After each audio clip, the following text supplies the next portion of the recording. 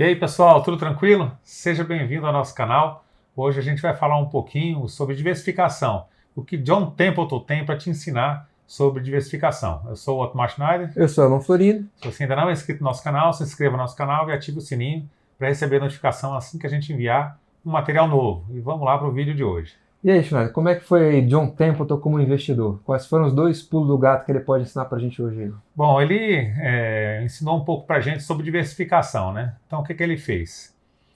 John Templeton teve uma época dos Estados Unidos, de 1968 até 1974, que as pessoas não conseguiam retorno na bolsa. Então, quem tinha fundo naquela época lá, perdeu muito dinheiro. Então, várias pessoas fizeram resgate, o retorno foi negativo para muita gente, e ele conseguiu entregar um retorno positivo para os investidores dele. E qual foi a mágica? Qual foi a grande sacada dele? Então, ele olhava outros mercados, né? Mercados que ninguém conhecia, Japão, Coreia, China, olhava mercados de outros países, analisava a economia daquele país de forma rápida, né? Tentava entender quais eram as nuances que aqueles países tinham, e procurava investir, então, naqueles países enquanto os Estados Unidos estava dando um retorno negativo, enquanto o negócio não estava muito bom por lá.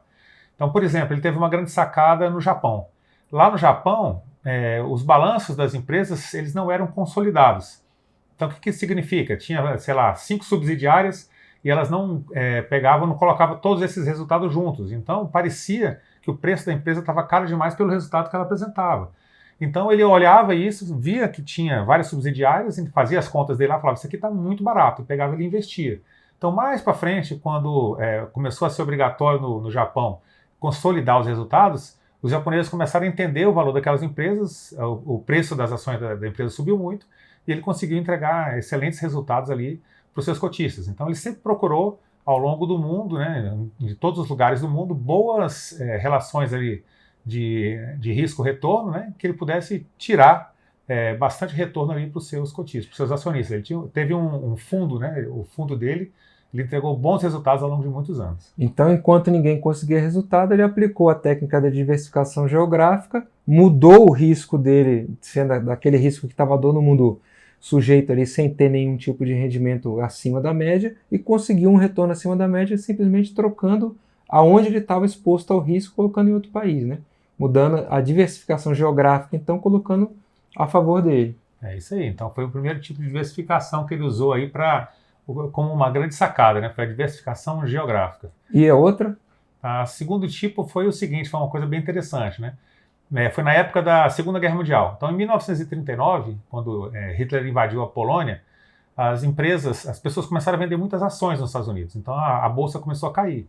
E ele via que as empresas não tinham sido atingidas, né? E ele pensou o seguinte, né? Ele fez a tese de investimento dele, igual a gente falou lá na nossa live 9. Na tese de investimento dele, ele tinha certeza de que os Estados Unidos mais cedo ou mais tarde entraria naquela guerra e que as empresas iam ter que produzir cada vez mais produtos, que as commodities iam aumentar de valor, que eles iam utilizar a infraestrutura dos Estados Unidos, as linhas férreas para poder entregar isso aí tudo. Então ele começou a investir em diversas empresas, inclusive empresas muito pequenas, e empresas que estavam perto de falir. O que ele fez? Ele comprou a ação de aproximadamente 104 empresas bem pequenas, empresas pequenas mesmo, e colocou $100 em cada uma. Então, o que as pessoas chamariam de pulverização, né? Ele fez uma diversificação extrema. Então, ele colocou $100 em 104 empresas, esperando que aquelas empresas ali, durante o período de guerra, elas começassem a vender mais, elas começassem a performar melhor. Então, essa foi a tese dele, né? E aí, quando a gente fala em pulverização, eu quero entender o seguinte, que existe uma diferença entre ter uma diversificação extrema e a pulverização. A diversificação extrema consiste no seguinte, você entender, você tem uma tese de investimento e você vai colocar uma posição mínima em cada um dos ativos que estão sujeitos àquele risco. E aí você vai fazer isso de uma forma extrema, você vai colocar o mínimo possível. Pulverizar é outra coisa. Pulverizar é você entrar num monte de coisa que você desconhece sem ter uma tese de investimento. Simplesmente para aumentar a quantidade de ativos que você tem na sua carteira. Então você sai comprando, sem nenhum objetivo. Aquilo não agrega valor à sua carteira. Nesse caso, ele usou um bloco de empresas como se fosse uma posição mais diversificada, de forma que as que dessem certo pagassem pelas que não deram certo. E no longo prazo, no pensamento de longo prazo, essa posição fazia sentido dentro da tese dele de investimento. Então o que aconteceu ali? Ele investiu em 104 empresas, dessas 104, só 4 empresas realmente faliram. Todas as outras se recuperaram e melhoraram muito os seus resultados. Então ele conseguiu entregar bastante retorno, bastante resultado ali para o acionista dele. Então a tese dele se comprovou acertada, né? Realmente os Estados Unidos entrou na guerra, aquelas empresas tiveram que fabricar cada vez mais produtos, cresceram muito, venderam muito, e ele conseguiu ali um excepcional resultado em cima da... E o que esse cara pode ensinar para a gente então no final das contas? Bom, então algumas coisas que ele nos ensina aqui, né? É que você tem que manter a visão no longo prazo. Então, muita gente ali, durante aquela crise, ele estava vendendo todas as ações, tentando sair, as ações caem 30%, 40%, 50%, e ele falou, não, isso aqui não vai durar para sempre, nem a guerra vai durar para sempre, e com certeza essas empresas vão performar uma hora mais cedo ou mais tarde, né? Você deve ir sempre contra a multidão. Então, por que ir contra a multidão, né? Diversos ativos, eles podem se tornar extremamente baratos justamente só pelo desespero daquelas pessoas de tentar se livrar daquela posição. Então, ele vai comprar na baixa, né? Então, é aquele grande ensinamento, né? Você, na verdade, compra mais, você enche mais o carrinho, enche mais o pote ali quando as ações estão em baixa, né? Quando está todo mundo desesperado para tentar vender, né? E ele também nos ensina o seguinte, né? Aquele esforço extra. Ninguém lá nos Estados Unidos estava olhando a ação de outros países. Dá muito trabalho, você tem que entender outra economia, você tem que fazer outras coisas. Ele se esforçou um pouco a mais para entender, não precisava entender profundamente, ele entendeu basicamente o que cada país oferecia, se no caso do Japão lá, que eles não faziam um resultado consolidado, ele entendeu algumas características ali que davam uma vantagem competitiva a ele, e ele conseguiu então ir um pouco além. Então esse pouco a mais de esforço que ele teve com relação a outros analistas, né, que estavam olhando para o mercado mas só para dentro do próprio quintal, ali, só para dentro do jardim, esse esforço a mais trouxe um resultado muito maior, né, para ele ao longo do tempo. Então o que a gente pode tirar de lição aí é o seguinte, nem sempre o mercado está certo, você às vezes tem que ter uma tese de investimento que você tem que negar algumas premissas para poder ter um resultado diferente, afinal de contas, se você fizer a mesma coisa que todo mundo está fazendo, você tende a ter o mesmo resultado que todos estão fazendo.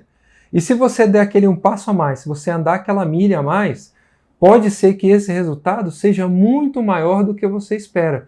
Simplesmente porque você se dedicou um pouco mais ali, tentou entender um pouco um mercado diferente, um ativo diferente, abriu a sua cabeça, expandiu o seu horizonte para alguma coisa que as pessoas não entenderam. Desde que você tenha a sua tese de investimento e o conhecimento necessário para fazer isso. Porque diversificar não é simplesmente aumentar o número de ativos na sua carteira. Existem diversas técnicas de diversificação que devem fazer sentido dentro da sua tese de investimento. Tá, e tem 2 aforismos aqui que ele deixou para a gente, né?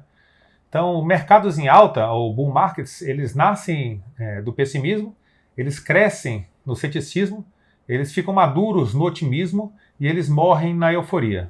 E o segundo aforismo que ele deixou foi que o momento de máximo pessimismo é o melhor para comprar, e o momento de máximo otimismo é o melhor para vender a sua posição.